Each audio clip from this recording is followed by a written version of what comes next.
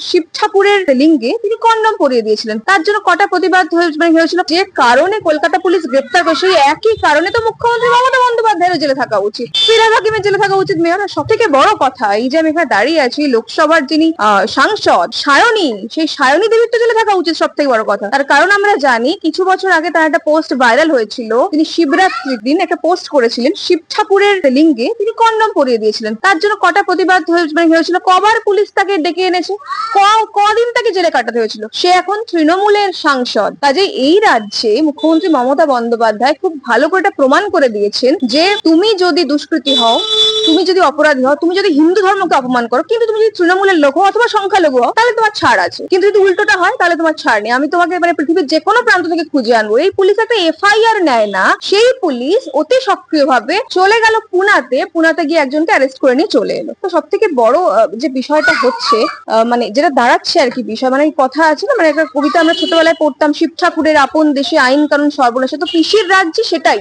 আইন কানুন সর্বনেশে। মানে এই রাজ্যে তো আইন নেই, কেবলমাত্র পিসির আইন চলে, আর যারা ওই মাথায় টুপি লুঙ্গি পরে থাকেন তাদের আইন চলে। কাজেই সেই রকম জায়গায় দাঁড়িয়ে পিসি যে ভয় পাচ্ছেন এবং দুধেল গরুদের লাঠি পাশে খেতে না হয় 26 সালে, তাই জন্যই এগুলো করছেন। এখন আপনি দেখুন, মানে শর্মিষ্ঠা একটা বাচ্চা মেয়ে, লয়ের স্টুডেন্ট, মানে আমাদের থেকে অনেকটাই ছোট, তার এখনো ছাত্রাবস্থা শেষ হয়নি, তার গ্রাজুয়েশন এখনো কমপ্লিট হয়নি। একটা পোস্ট করেছিল এবং সেই পোস্ট আর কোনো কিছুর বিরুদ্ধে নয়, অপারেশন সিন্দুর চলাকালীন পাকিস্তানের বিরুদ্ধে এবং বলিউডের যে বিশেষ কয়েকজন বড় বড় অভিনেতা আছেন খান সাম্রাজ্যের বিরুদ্ধে বলেছিল। যে কথাটা আমাদেরও মনের কথা। এখন বিষয় হচ্ছে ওর মনের কথা মুখ ফুটে বলেছে। এবারে দেখুন, মানে মুখ্যমন্ত্রী মমতা বন্দ্যোপাধ্যায়ের রাজ্যে এটা তো অনেক বড় নৈরাজ্য। মানে এই রাজ্যে, মানে যেখানে চোর গুন্ডা বদমাইশরা খোলা ঘুরে বেড়াবে, যেখানে ধর্ষকরা ছাড়া পেয়ে যাবে, তো সেই রকম একটা জায়গায় দাঁড়িয়ে প্রতিবাদীরা তো জেলে যাবেই। মানে নৈরাজ্য আর পশ্চিমবঙ্গের রাজ্যে সবকিছু হচ্ছে 21শে আইন, মানে উল্টে যাওয়া নীতি আর কি। মানে এখানে চোর ধর্ষকরা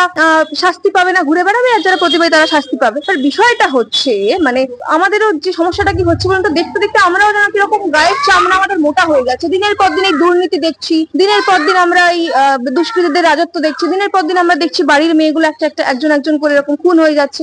তারপরেও কিরকম গা সওয়া হয়ে যাচ্ছে না ব্যাপারগুলো। মানে আমি তো আপনার পোর্টালের মাধ্যমে বাংলার মানুষকে প্রশ্ন করতে চাই যে, মানে আমরা কি সত্যি আর মানে আমাদের কি গায়ের চামড়া মোটা হয়ে যাচ্ছে? মানে আমরা কি প্রতিবাদ করতে ভুলে যাচ্ছি? নাকি মুখ্যমন্ত্রী মমতা বন্দ্যোপাধ্যায় এটা খুব ভালো করে বুঝে গেছেন যে বাংলার মানুষ আর প্রতিবাদ করে না, শুধু ভাতা নিয়েই চলে? মানে এটা আমার রইল প্রশ্ন আপনাদের কাছে, নিশ্চয়ই আপনারা জানাবেন। তো এটাই সবচেয়ে বড় কথা, মানে আমরা আর প্রতিবাদটা কবে করব? আপনার আমার বাড়ির মেয়ের গায়ে হাত পড়লে তারপর